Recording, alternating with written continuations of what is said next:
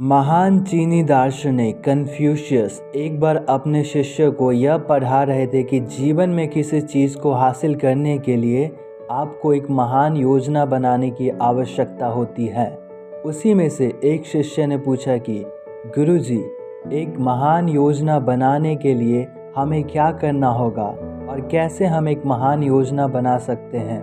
Confucius ने कहा, चलो मैं तुम्हें एक कहानी सुनाता हूँ जो तुम्हें ये सिखाएगी कि जीवन में तुम कैसे एक महान और अनोखा योजना बनाकर अपने लक्ष्यों को हासिल कर सकते हो। एक समय की बात है, एक गांव में एक ई नाम का व्यक्ति रहता था जो एक कुशल धनुर्धर था। एक दिन वह जंगल में शिकार करने गया तो उसने देखा कि एक पेड़ की शाखा पर एक पक्षी बैठा था। ई ने अपना धनुष निकाला और पक्षी पर निशाना साधा। हालांकि जैसे ही वह तीर छोड़ने वाला था, उसने अपने सिर में एक आवाज़ सुनी, रुको, अभी तीर मत चलाना।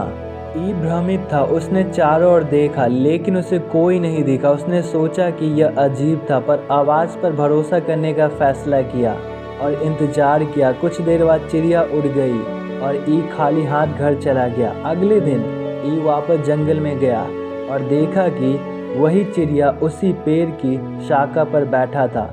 इस बार उसने फिर से पक्षी पर निशाना साधा, लेकिन इससे पहले कि वह गोली चला पाता, उसने अपने सिर में वही आवाज़ सुनी जो कह रही थी, रुको, अभी तीर मत चलाना। ई को याद आया कि एक दिन पहले उसके साथ क्या हुआ था। उसने इंतजार करने का फैसला किया। कुछ देर बाद चिड़िया उड़ गई और ई फिर से खाली हाथ घर चला गया। तीसरे दिन ई वापस जंगल में गया और देखा कि वही पक्षी उसी पेड़ की शाखा पर बैठा था। उसने पक्षी को निशाना बनाया, लेकिन इससे पहले कि वह तीर चला पाता, उसने वही आवाज़ सुनी, रुको, अभी तीर मत चलाना। इस बार ई ने कुछ अलग करने का फैसला किया। उसने अपना धनुष नीचे रखा और पक्षी को देखने लगा। उसने देखा कि पक्षी एक धारा के ऊपर एक शाखा पर बैठा था और वहाँ मछलियाँ पानी से बाहर कूद रही थी जो कीड़ों को पकड़ने की कोशिश कर रही थी।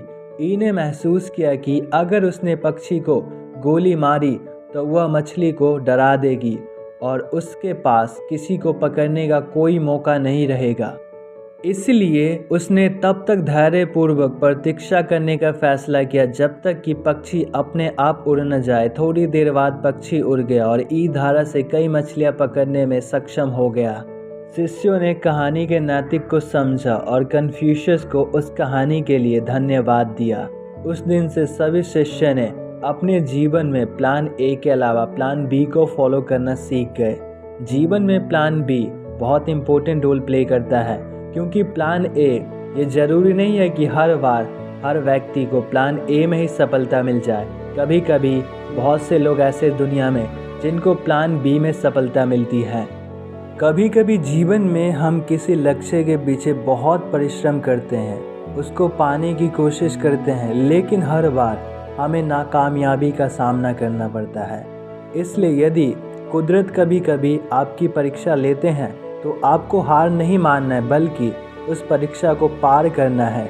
यदि आप बार बार किसी लक्ष्य को पाने में विफलता का सामना कर रहे हैं तो इसका अर्थ ये है कि आपके लिए ऊपर वाले ने कुछ और बेहतर सोच रखा है। आपको उस चीज़ में अपना समय नष्ट नहीं करना चाहिए, बल्कि प्लान बी की ओर आपको जाना चाहिए। लोग अक्सर सोचते हैं कि उन्हें वो नहीं मिलते हैं जिनको वो पाने की कोशिश करते हैं, लेकिन लोग ये नहीं जानते हैं कि ऊपर वाले ने उनके लिए कुछ अच्छा और अनोखा सोच रखा है।